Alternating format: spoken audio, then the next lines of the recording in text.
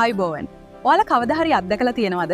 ඔයාලා ස්ක්‍රීන් එකේ බලද්දි ඉතාමත් දීප්තිමත් ලස්සන නියොන් පාටට තිබුණු ඩිසයින් එකක් print එක අතට තම හරිම අඳුරු එහෙමත් නැත්නම් මඩ පාට වෙලා තියෙනවා.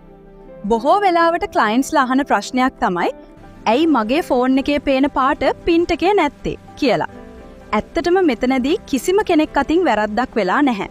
තන තියෙන්නේ විද්‍යාව පිළිබඳ ප්‍රශ්නයක්. ඒ තමයි RGB සහ CMYK අතර වෙනස.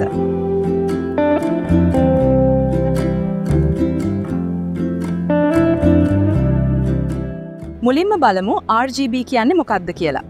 RGB කියන්නේ red රතු, green කොළ සහ blue නිල්. අපේ පරිගඩක තිර, ස්මාර්ට්ෆෝන් සහ TV වැඩ කරන්නේ මේ ක්‍රමයට. මේක හඳුන්වන්නේ additive color ක්‍රමය කියලා. සරලව කියවුවොත් කළු පාට තිරයක් මතට ආලෝකය එකතු කිරීමෙන් තමයි මෙහිදී වර්ණ හැදෙන්නේ. මේ වර්ණ තුනම උපරිමයෙන් එකතු වුණාම අපිට පේන්නේ සුදු ආලෝකයයි. ආලෝකය පාවිච්චි කරන නිසා තමයි අපිට ඉතාමත් දීප්තිමත් නියොන් වර්ණ ස්ක්‍රීන් එකේදී දකින්න ලැබෙන්නේ.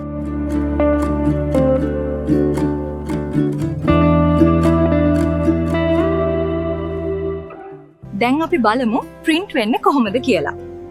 මුද්‍රණ ශිල්පයේදී අපි පාවිච්චි කරන්නේ CMYK ක්‍රමය. ඒ කියන්නේ cyan තද නිල්, magenta තද රෝස, yellow කහ සහ key ඒ කියන්නේ කළු.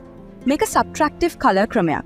මෙහිදී වර්ණ හැදෙන්නේ ආලෝකය පාවිච්චි කරලා නෙමෙයි සුදු කඩදාසියක් මතට තීන්ත එකතු කිරීමෙන්. මේ තීන්ත වර්ණ වැඩි වෙන්න ආලෝකය උරා ගන්නා නිසා අවසාන ප්‍රතිඵලය අඳුරු වෙනවා. අන්න ඒ නිසායි ස්ක්‍රීන් එකේ පේන අර දීප්තිමත් ආලෝකය තීන්ත හරහා කඩදාසියක් මත අපිට ඒ විදිහටම ගන්න බැරි වෙන්නේ.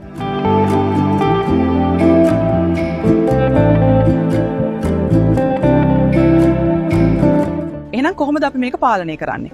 පළමු පියවර ඔබ මුද්‍රණය සඳහා ඩිසයින් එකක් කරනවා නම් නිර්මාණයේ ආරම්භයේදීම මුදුකාංගයේ කලර් මෝඩ් එක CMYK වලට වෙනස් කරන්න. දෙවන පියවර වැදගත් වැඩක් නම් හැම විටම කලර් ප්‍රූෆ් එකක් නැත්නම් සාම්පල් print එකක් අරගෙන බලන්න.